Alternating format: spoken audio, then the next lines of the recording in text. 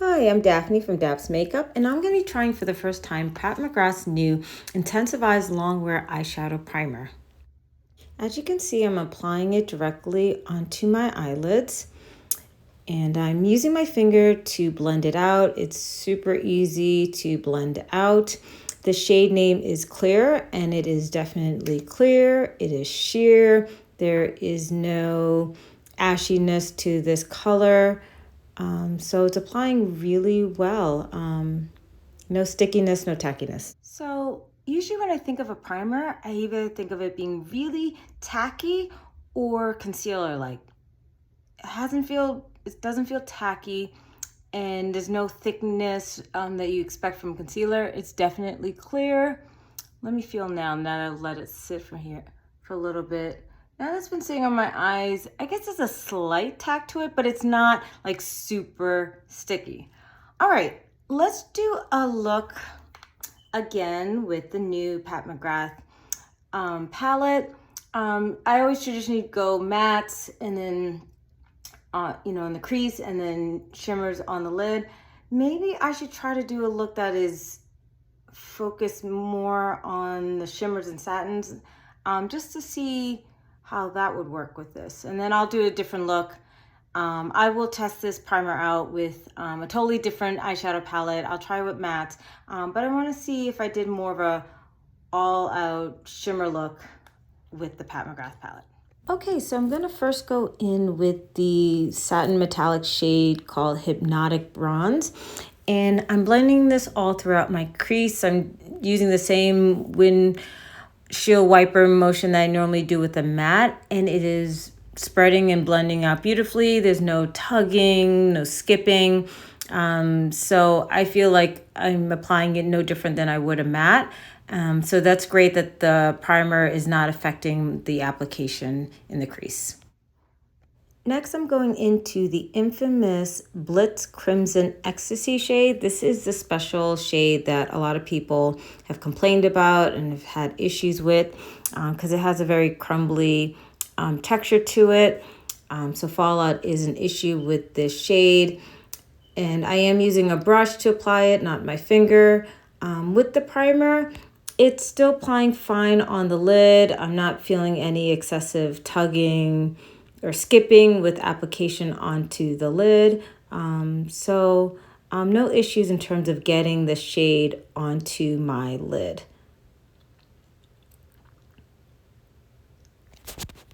Now I'm placing the special shade Astral Pink Fetish in the inner corner to bring some extra sparkle and highlighting brightness in the inner corner. No major issues with this application. Lastly, I'm going to use the special shade Astral Gilded Aura just to add some dimension and to see how well the shadows layer on top of each other, to see if there's any issues with that. Okay, I've been looking really hard, and I can't say that it prevented fallout with the infamous Blitz Crimson shade. I still get some fallout, maybe a little bit less, but I can't say it's zero. But what I will say, because you can see there's one right there, and there's a little bit on the side. So you can see them. I'm still getting fallout. So I wouldn't say it's preventing the fallout. Okay, I've been closely inspecting my eyes, and I cannot say that using the primer has prevented fallout. I purposely did an all shimmer look here. I didn't bother doing mascara. I'm just here just to test the primer. But you could still see there's a little bit here, there. If you can see, I still get some fallout. So I can't say that it's preventing fallout from what I can tell compared to primers that I normally use. Now, I haven't tried an eye look with no primer because I always use eyeshadow primer, but just compared to other primers that I own, I'll just put it that way. Okay, but just in terms of application, in terms of the eyeshadow, I no issues at all. Everything blended, and this is an all shimmer look. No issues with the application. It worked very well. I'll try again with a matte look. But in terms of, just application wise. I love that it's clear, it's lightweight, it doesn't, affect the shadows at all, and applying, is nice and smooth. But I can't say that it completely eliminates the fallout from these crumbly shadows. Like I've always said, I don't mind cleaning it up, but if your whole goal was to avoid that, I can't say that it's preventing that. Now here's an eye look I did using the primer, but this time using Natasha Denona shadows, both matte and shimmers, for a second look. Hi guys, so I am back again with the second look using the new Pat McGrath primer. Clearly by this color story, I'm clearly not wearing Pat McGrath eyeshadows. All right, so what I have on my eyes is Natasha Denona Yucca palette.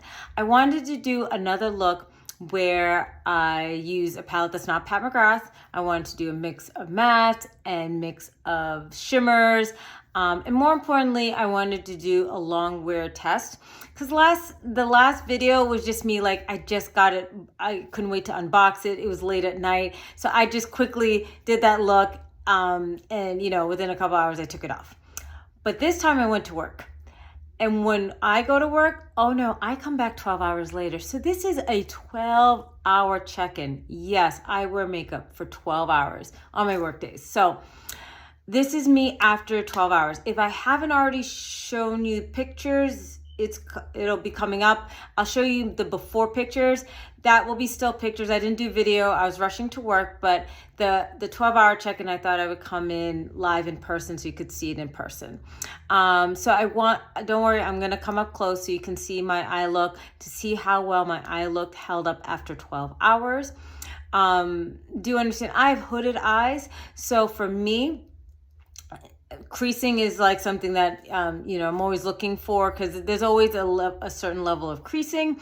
So how well the primer minimizes creasing is how well I judge, the longevity of the primer. So let me move closer. Okay, so here's the eye look. So just straight on, looking great, looking great. Now I'm gonna close my eyes so that you could see the level of creasing that happened. So there is a little bit there.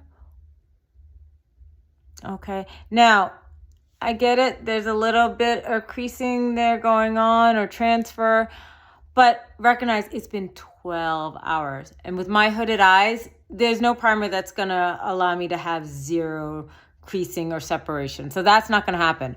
But this is actually very minimal for my eye shape.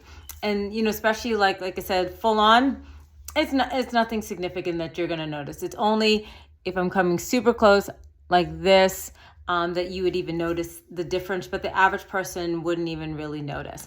So I would say this actually held up really well.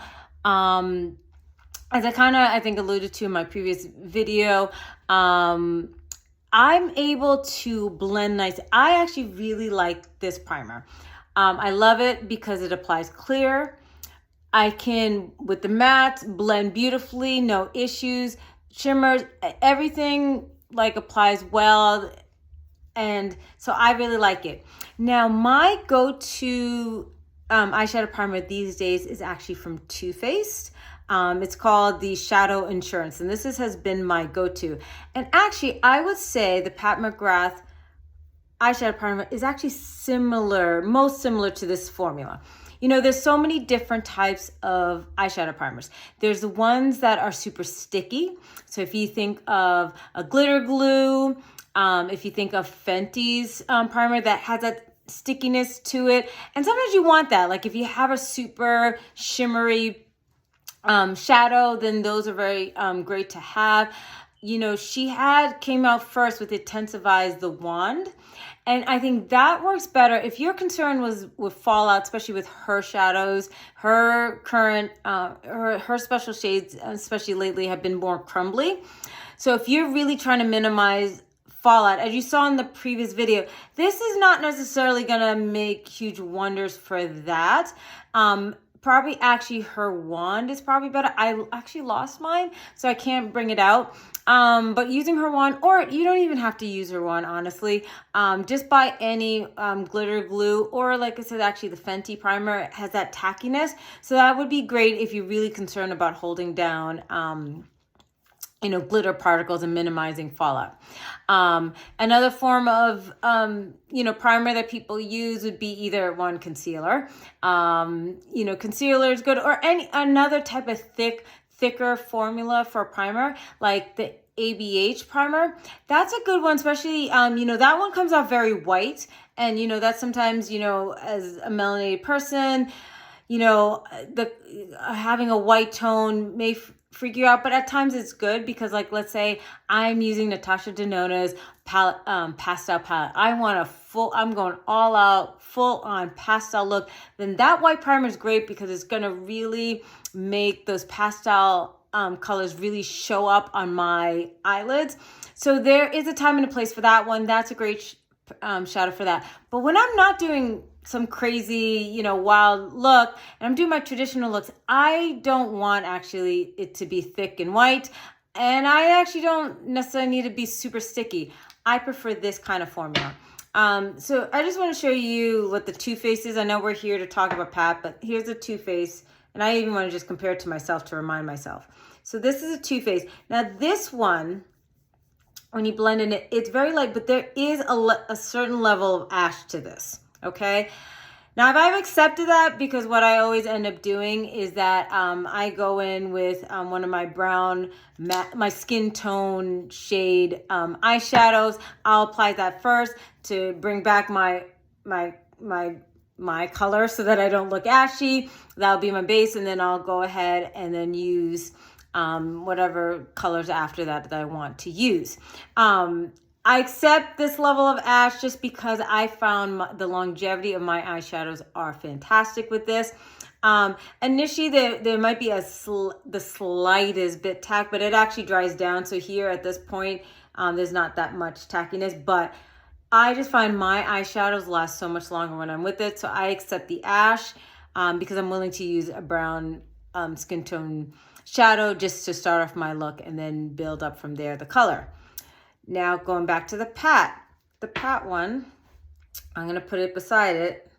So this one though, this is really clear. Very little, like I don't have to worry about ashiness. I think you can even appreciate, like, do you see how it's kind of blurring? Has a blurring aspect to my skin there. So this, yeah, it's like blurring. I'm just like seeing that now. That's so cool.